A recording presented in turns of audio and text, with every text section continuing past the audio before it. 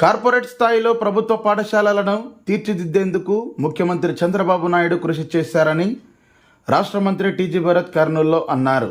నగరంలోని Indira Gandhi memorial municipal పాఠశాలలో నిర్వహించిన తల్లిదండ్రుల ఉపాధ్యాయుల సమావేశంలో మంత్రి టీజీ భరత్ పాల్గొన్నారు.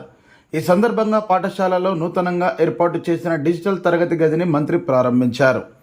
మారక ద్రవ్యాలపై పోలీసుల ఆధ్వర్యంలో విద్యార్థులకు వారి తల్లిదండ్రులకు అవగాహన కల్పించారు. విద్యార్థులను ఉద్దేశించి టీజీ భరత్ మాట్లాడుతూ రాష్ట్ర విద్యాశాఖ మంత్రి నారా లోకేష్ ప్రభుత్వ పాఠశాలలను అభివృద్ధి చేయాలన్న లక్ష్యంతోనే నేడు విద్యార్థుల తల్లిదండ్రులతో ఉపాధ్యాయులను సమావేశం నిర్వహించారన్నారు.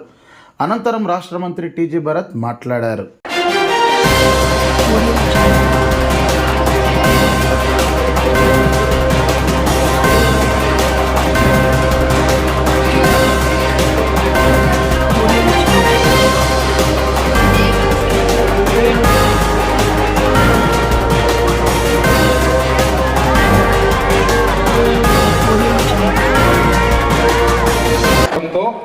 ఆయన ఆలోచన మేరకు ఈరోజు పేరెంట్స్ టీచర్స్ మీటింగ్ పెట్టడం జరిగింది.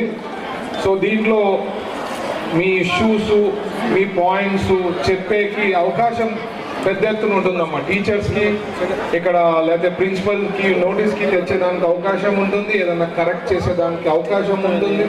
సో యూటిలైజ్ చేసుకోవాలా. మీరు ఏదో వచ్చినాము మాట్లాడినాము లేదా కలిసినాము అనేది కాకుండా ఈ ప్లాట్ఫామ్ని బాగా యూటిలైజ్ చేసుకోండి.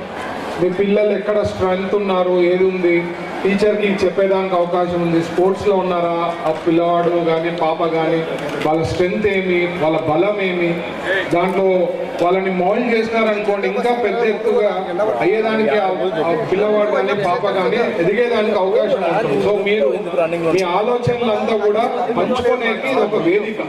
సో ఖచ్చితంగా యూటిలైజ్ చేసుకోవడానికి నా సైడ్ నుంచి కూడా రిక్వెస్ట్. అందుకే పెద్ద ఎత్తున స్టేట్ వైడ్ ఈ ప్రోగ్రామ్ కండక్ట్ చేస్తా ఉన్నామన్నా. వచ్చినాము 99 వచ్చింది అవుట్ ఆఫ్ 100 అంటే సరిపోదమ్మా. వాళ్ళ ఆలోచనలు అంటే వాళ్ళ స్కోపు ఆ పిల్లవాడు కానీ పాప కానీ నాలెడ్జ్ అన్ని రకాలుగా పెంచుకుంటేనే డెవలప్ అయ్యేదానికి అవకాశం ఉంటుంది. ఇప్పుడుండే ప్రపంచంలో బతికేదానికి అవకాశం ఉంటుంది. సో దాని భాగంగా మీరు కూడా పేరెంట్స్గా ఏమంటే వాళ్ళని ఎంకరేజ్ చేయాలా. వాళ్ళకి ఏం ఐడియాస్ ఉన్నాయి, వాళ్ళ థాట్స్ ఏమి, అవి ఆలోచనలు తెలుసుకొని వాళ్ళని ఎంకరేజ్ చేయడం చాలా చాలా ముఖ్యమమ్మా. అప్పుడే ఫ్యూచర్ అనేది బాగుంటుంది. లేదంటే రానున్న 5 ఏళ్లలో చాలా కష్టం ఉంటుంది. ఇప్పుడే మీరు చూసే ఆర్టిఫిషియల్ ఇంటెలిజెన్స్ చాలా సార్లు చెప్పానమ్మా.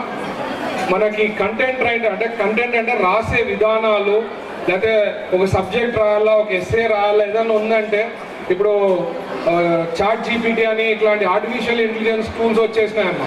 మనం చెప్పే పనిలేదు, దానికి అంటూ అడిగినామనుకోండి ఈ రకంగా చేసి నాకు ఈ రకంగా లెటర్ రాసియండి, ఈ రకంగా చేయండి అంటే చేసేస్తుంది.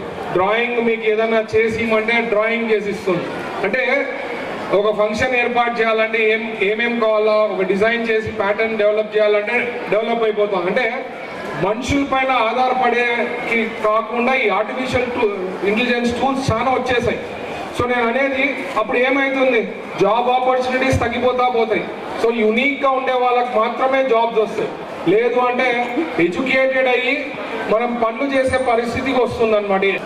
ఇంకా స్పోర్ట్స్ అంటారా, స్పోర్ట్స్లో కూడా చాలా ఇంపార్టెన్స్ ఇవ్వాలం. స్పోర్ట్స్లో ఆర్టిఫిషియల్ ఇంటెలిజెన్స్ అంటూ ఇంకా టేక్ ఓవర్ చేసే పరిస్థితి రాలే. అక్కడ వచ్చినా అక్కడ స్కిల్ అనేది వాళ్ళ టాలెంట్ అనేది అట్లే ఉండిపోతుంది. ఇప్పుడు మీరు క్రికెట్ ఆడతారు, రోబో ఆడేదానికి మనిషి ఆడేదానికి తేడా ఉంటుంది. రోబో ఆడితే మనం పెద్ద ఇంట్రెస్ట్ ఏదో ఒకసారి చూస్తాం, బట్ అదే మనుషులు ఆడితే అది సో దానికి రీప్లేస్మెంట్ అనేది ఎప్పుడు ఉండదు. సో వాళ్ళకి స్పోర్ట్స్లో కూడా ఎంకరేజ్ చేయడం అనేది చాలా ముఖ్యం. అది కూడా ఇంపార్టెన్స్ ఇవ్వండి. ఇవన్నీ చేస్తేనే బాగుంటుంది.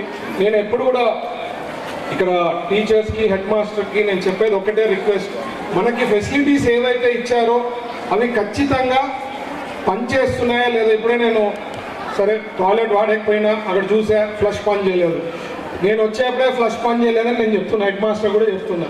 సో నేను చెప్పేది ఫెసిలిటీస్ ఇచ్చారు గవర్నమెంట్, మనము దానికి కరెక్ట్గా ఉందా, పని చేస్తుందా లేదా అవన్నీ చూసుకునే బాధ్యత మన పైన ఉంటుంది హెడ్ మాస్టర్ గారు. సో మీరు అది కొద్దిగా ఇంపార్టెన్స్ ఇచ్చి చూడండి. ఎందుకంటే టాయిలెట్ ఫెసిలిటీస్ దానికి ఎన్డీఏ గవర్నమెంట్ కానీ పైన ప్రభుత్వం కూడా చాలా ఇంపార్టెన్స్ ఇస్తుంది. సో మనం అవి కొద్ది బాగా చూసుకోవాల్సిందిగా నేను రిక్వెస్ట్ చేస్తున్నా. అలాగే